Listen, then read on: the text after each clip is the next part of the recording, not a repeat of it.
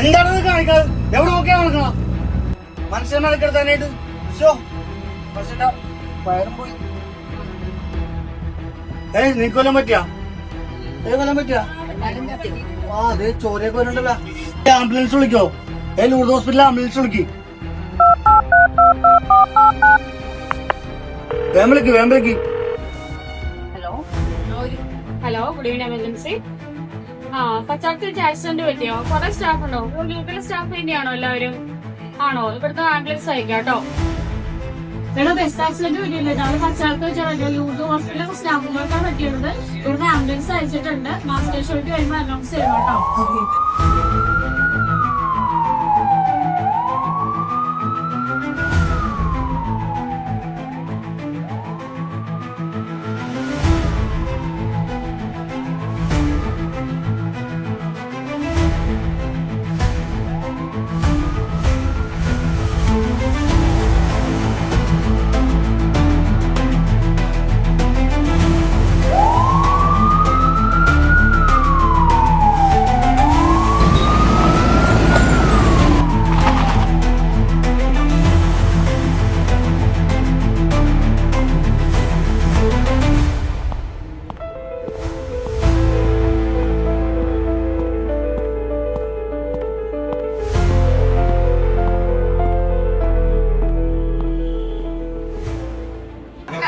ഞാൻ ബസ്സിലെ ഡ്രൈവറാണ്.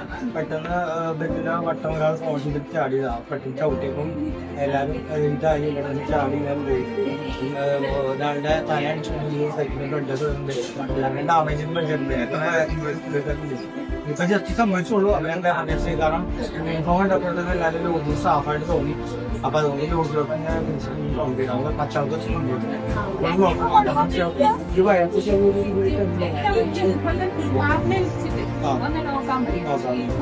കുഴപ്പമില്ല. അവർ നോക്കി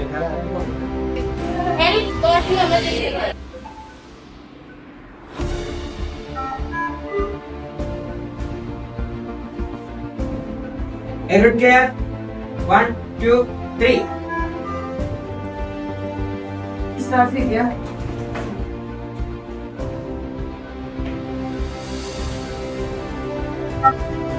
Two minutes over. Stop CPR. Check pulse. Pulse present. ROC at 8. എൻ്റെ പേര് ഡോക്ടർ രേഷ്മ എന്നാണ്. ഞാൻ എമർജൻസി മെഡിസിനിലെ ഡോക്ടറാണ്. ആളുടെ കണ്ടീഷൻ കുറച്ച് മോശമാണ്.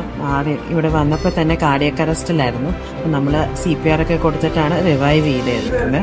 ECG നോക്കിയപ്പോൾ ഇപ്പം കുഴപ്പമൊന്നുമില്ല. പക്ഷേ ഹെഡ് ഇഞ്ചുറി ഉള്ളത് കൊണ്ട് നമ്മൾ എമർജൻസി ആയിട്ട് CT എടുക്കണം. എന്ത് കാരണം കൊണ്ടാണ് ഇത് സംഭവിച്ചതെന്ന് അറിയാൻ വേണ്ടിയാണ്.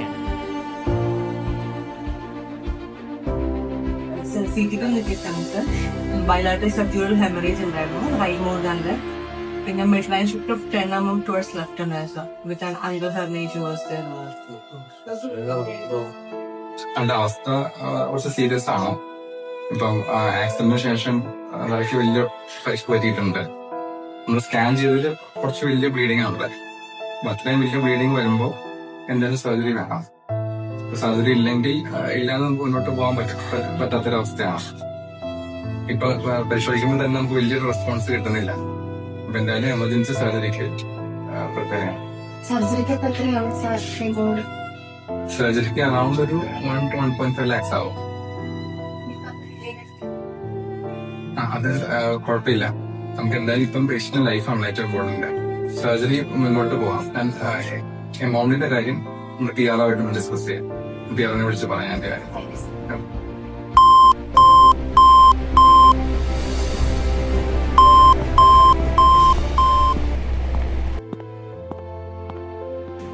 എങ്ങനെയുണ്ട്? ആക്സിഡന്റ് പറ്റിയ ഉടനെ ആശുപത്രിയിൽ എത്തിക്കാൻ പറ്റിയതുകൊണ്ടും കൂടുതൽ എല്ലാവരുടെയും ഒരു കൂട്ടായ പരിശ്രമത്തിന്റെ ഭാഗമായിട്ടാണ് സർജറി ഇത്ര നല്ല ഔട്ട്കം വന്നത്. കുഴപ്പമില്ല, എല്ലാം ശരിയായിക്കോളൂ കേട്ടോ.